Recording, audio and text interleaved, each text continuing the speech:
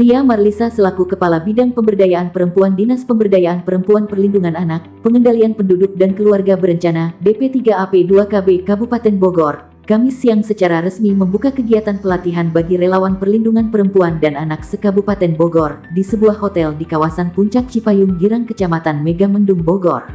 Dalam sambutannya, Ria Marlisa menyampaikan terima kasih banyak kepada para peserta yang telah menyempatkan hadir dalam kegiatan pelatihan yang dilaksanakan selama 2 hari ini, yang dimulai dari tanggal 4 dan tanggal 5 November tahun 2021. Dengan materi yang cukup banyak, Ria berharap para peserta dapat mengikuti kegiatan ini sampai akhir, sehingga apa yang didapat dalam pelatihan ini, mudah-mudahan bisa bermanfaat bagi masyarakat. Menurut Supriyadi, salah satu narasumber yang menyampaikan materi kebijakan perlindungan penanganan korban kekerasan perempuan dan anak di masa pandemi COVID-19, pelatihan ini sangat penting dilakukan karena kasus kekerasan selama pandemi ini terus meningkat. Seperti kita ketahui bahwasanya kasus-kasus kekerasan terhadap perempuan dan anak ini di masa pandemi COVID-19 ini ya meningkat ya.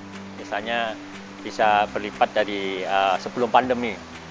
Karena memang berbagai macam ya terkait dengan tidak hanya masalah kesehatan tapi juga masalah akses ekonomi yang sehingga yang tadinya mungkin bekerja dikena PHK, yang tadinya mungkin bisa bekerja di luar akhirnya harus di rumah karena ada PSBB atau PKM ini, sehingga akses ekonomi para perempuan atau warga ini kebanyakan misalnya terbatas karena masalah pandemi, sehingga ini mengakibatkan ya terpengaruhnya terkait dengan masalah ekonomi ya, sehingga dengan masalah ekonomi ini kan seperti kita ketahui bahwasannya sebagai awal terjadinya kekerasan yang dialami oleh perempuan maupun anak, khususnya kekerasan seksual.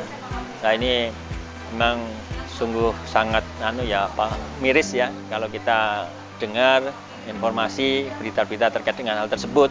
Nah tentunya ini menjadi tanggung jawab bersama kita sebagai warga negara, di samping juga negara atau pemerintah punya tanggung jawab yang besar.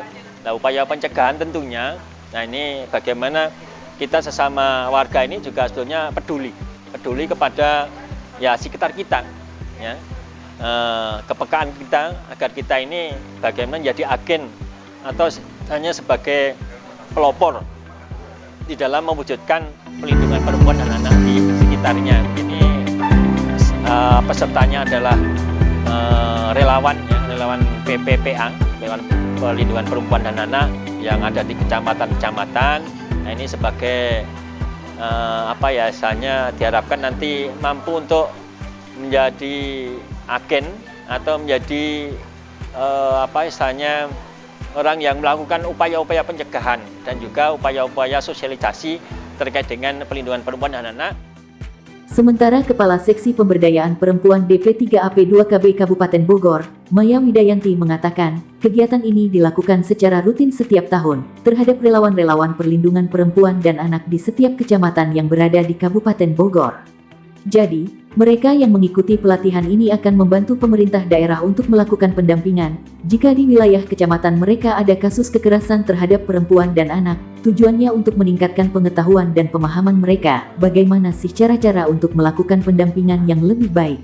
Adapun materi-materi yang disampaikan pada kegiatan ini yaitu antara lain tentang kebijakan perlindungan penanganan korban kekerasan perempuan dan anak di masa pandemi COVID-19 yang disampaikan oleh narasumber dari Kementerian PPPA, kemudian peluang dan tantangan perlindungan terhadap perempuan dan anak disampaikan oleh narasumber dari DP3AKB Provinsi Jawa Barat.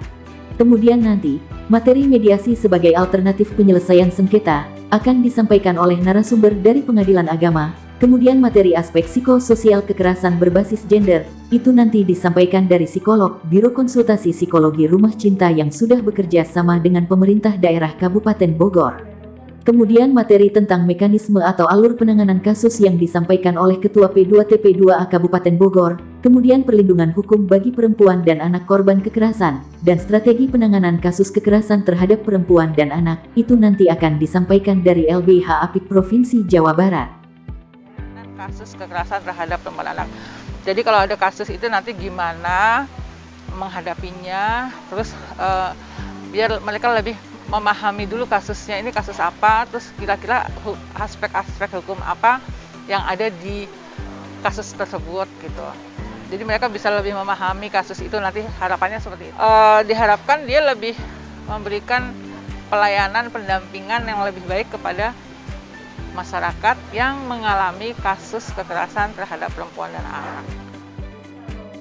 Firman Petualang Palapa TV mengabarkan.